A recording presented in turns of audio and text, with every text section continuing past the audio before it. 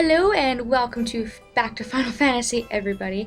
I did a little bit of a time warp from the last video. We were over there in the Rabuna Plains, and I've made my way back to Iron Mine Down just by taking the ferry.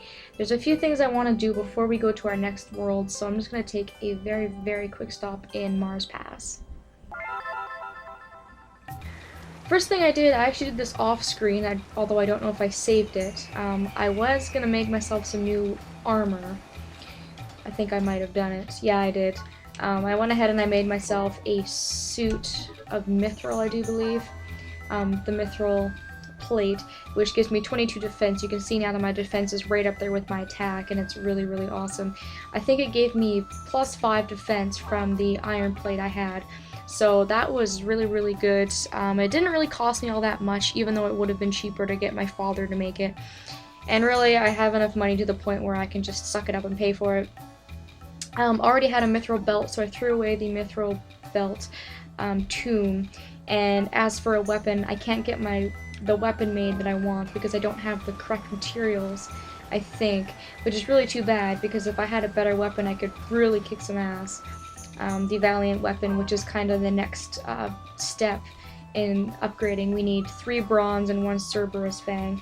The bronze shouldn't be too difficult to get. The Cerberus Fang might be a little bit of a problem, so I'm gonna have to keep my eyes out for those things.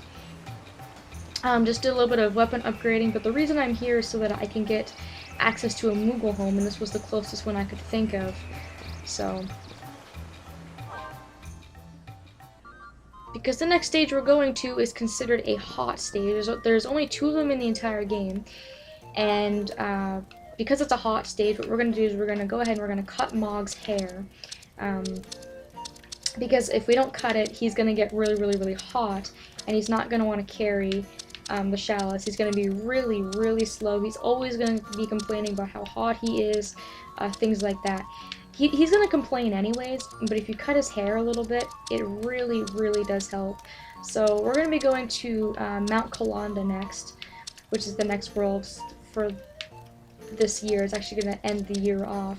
And I just really quickly wanted to go ahead and cut his hair because it's going to be a nightmare if I try to go there without doing this first. So there we go, cut off a bunch of his hair, and that should really help. I'm really hoping it'll kind of cool Mog off a little bit. So now we're ready to leave. That was all I wanted to do really quickly. And now we can go ahead and we can take the ferry by going to the Jagan River. And you'll notice there was 2 destinations when we came here. There was the other side, which was, again, we already went there, and then there was also Mount Kilanda as a destination. So we're gonna go there. Is that a fact? Well, I heard that there's Colonda sulfur somewhere on Mount Kilanda. If you can bring me some sulfur, I'll give you a big discount. Of course, anytime is fine. It's really expensive to go there, and there's no towns or anything once you set off, so make sure you have your bag cleared out, you've got all your equipment and everything like that. You won't be able to change your party members, so make sure you're ready. We are set, and he's going to pay us 500 gold to go there, which is kind of a bummer. It is really expensive. But then again, it is a very long way to sail, so I guess we can pay him the money for it.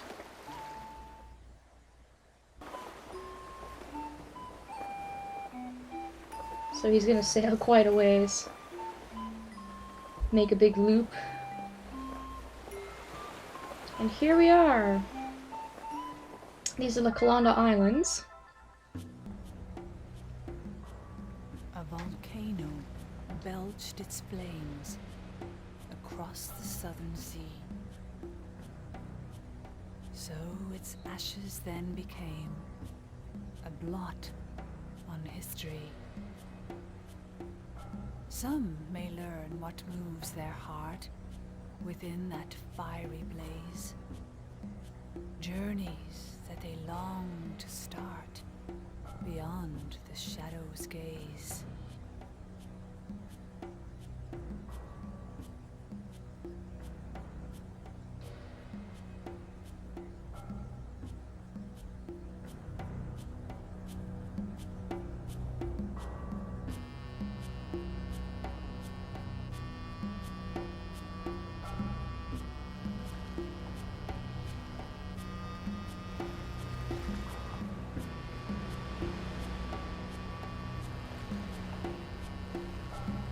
and you get thrown right into the dungeon as soon as you land, which is kind of cool. It looks so awesome that like you immediately get off the boat and then you start the dungeon, and the water around it just looks so cool.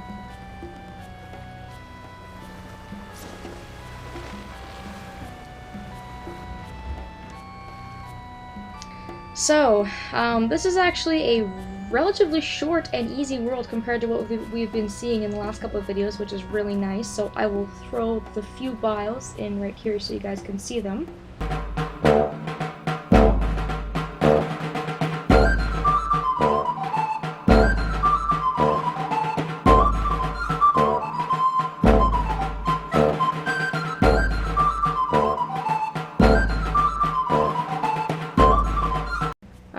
A few enemies we've seen, a few enemies are kind of remakes, I guess, of other ones we've seen, like the Aramons.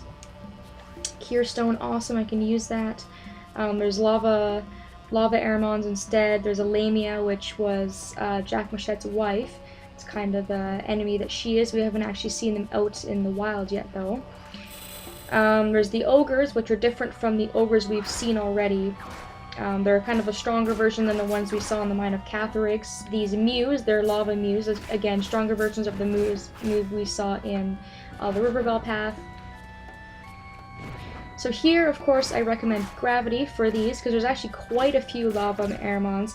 Considering the fact that there's only about 6 different types of creatures in this area, you know, they kind of recycle the enemies quite a bit. And I don't have anything that's going to be able to help me with Gravity right now, so I'm going to have to take this Aramon down the old-fashioned way, which took a really, really long time.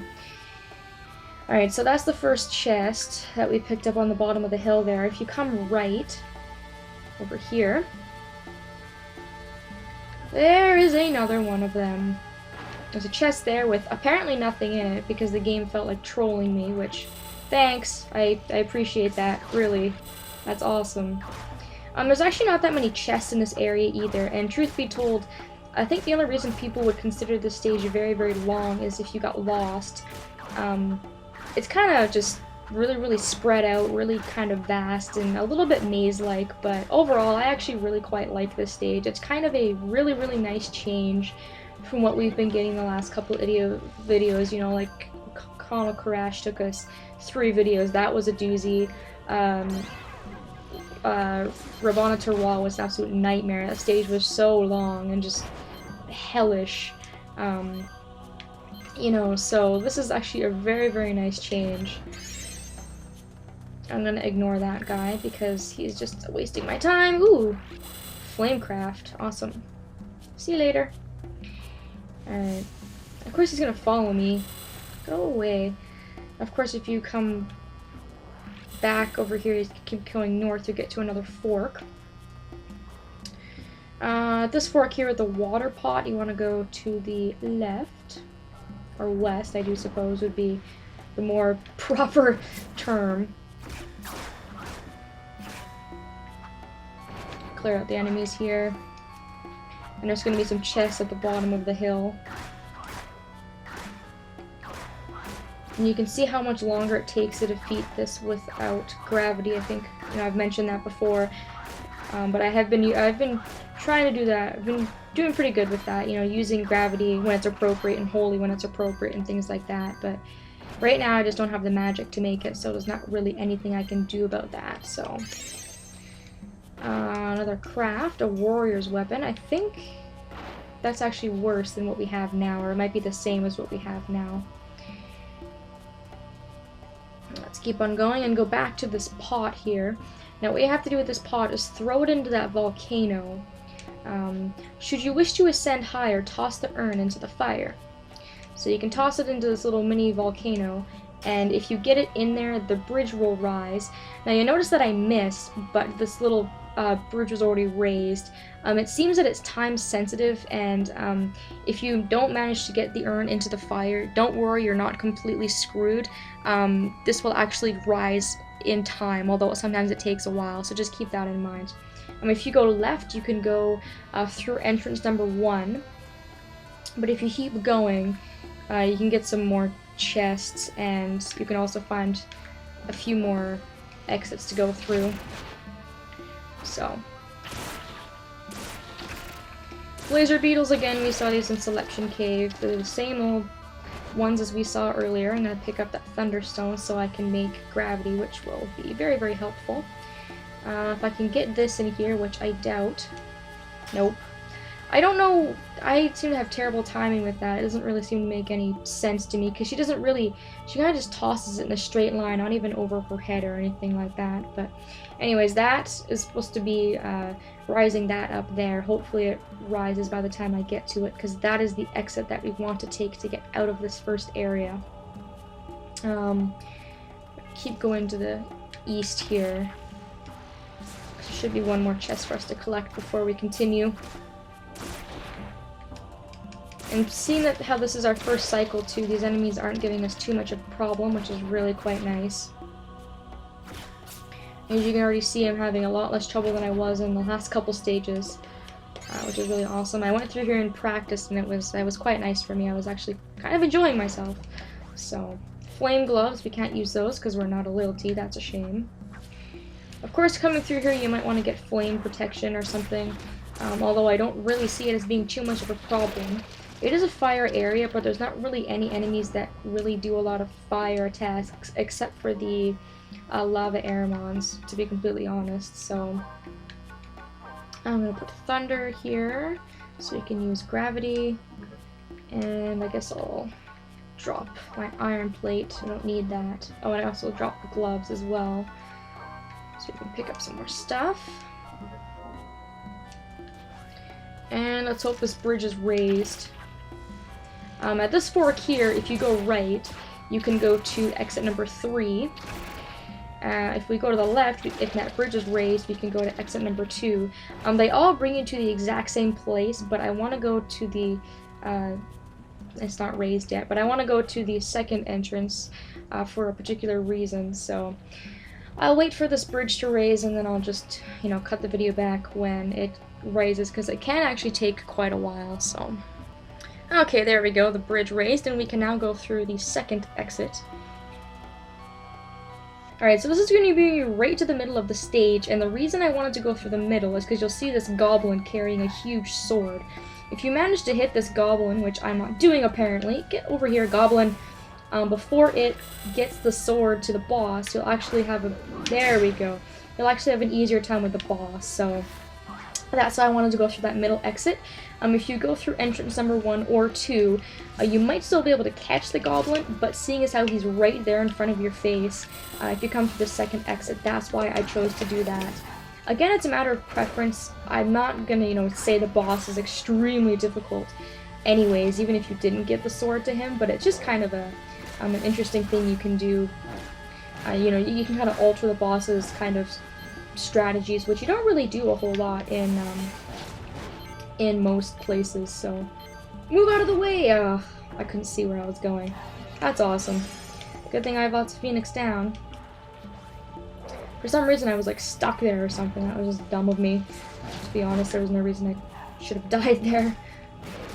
The artifacts in this area, there's not very many chests. I'm finding that the ogres will drop a lot of the artifacts, so if you're gonna like skip on enemies, I recommend defeating the ogres, because they will probably most likely drop any artifacts that there are in this area.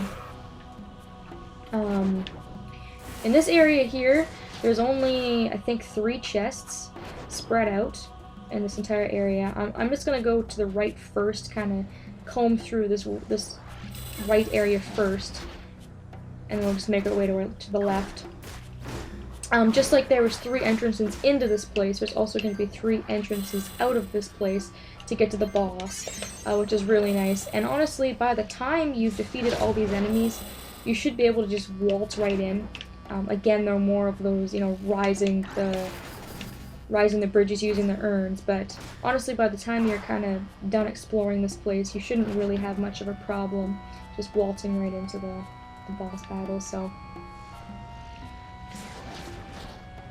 Honestly, I could just pick up some treasures and we could probably finish this entire stage in one video, but kind of want to make sure I get all the artifacts and things like that. So, just gonna go ahead and do my thing here.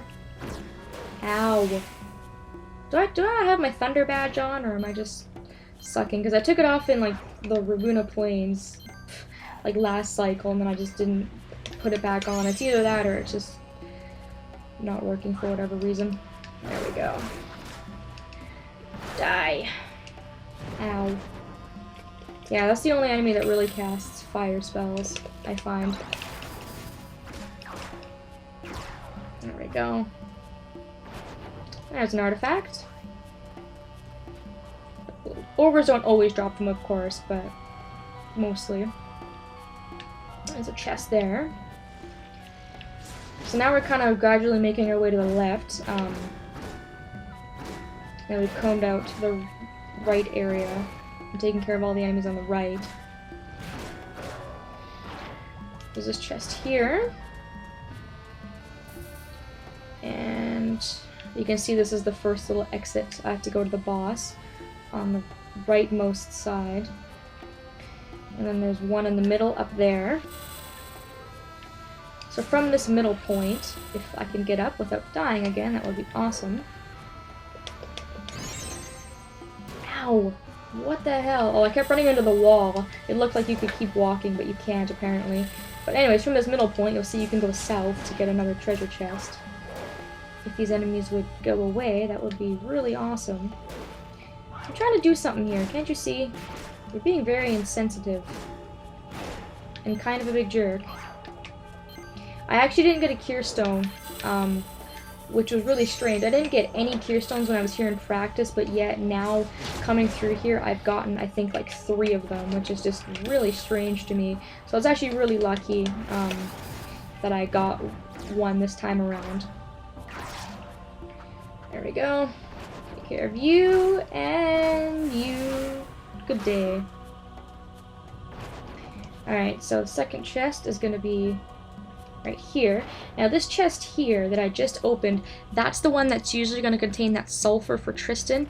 The sulfur usually appears in years 2 and 3 a lot more though. It's a pretty low chance you're going to get it in year 1. So if you find it in that chest, you're pretty lucky, and you can see I got absolutely nothing from that chest, but that's where the sulfur would have been if that chest actually had the sulfur. It's kind of a shame it didn't, because we're going to be using the ferry next year as well. So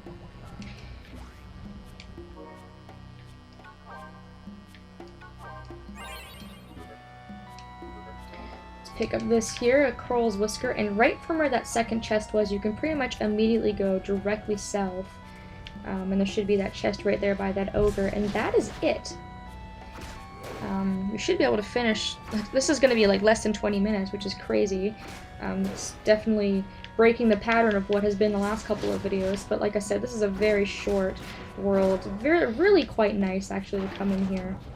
And I think we pretty much got everything completed. We got all of our chests and things like that, and all our artifacts. So we can now walk across and enter the boss's lair. Thank you all so very much for watching, and we will do that in the next video.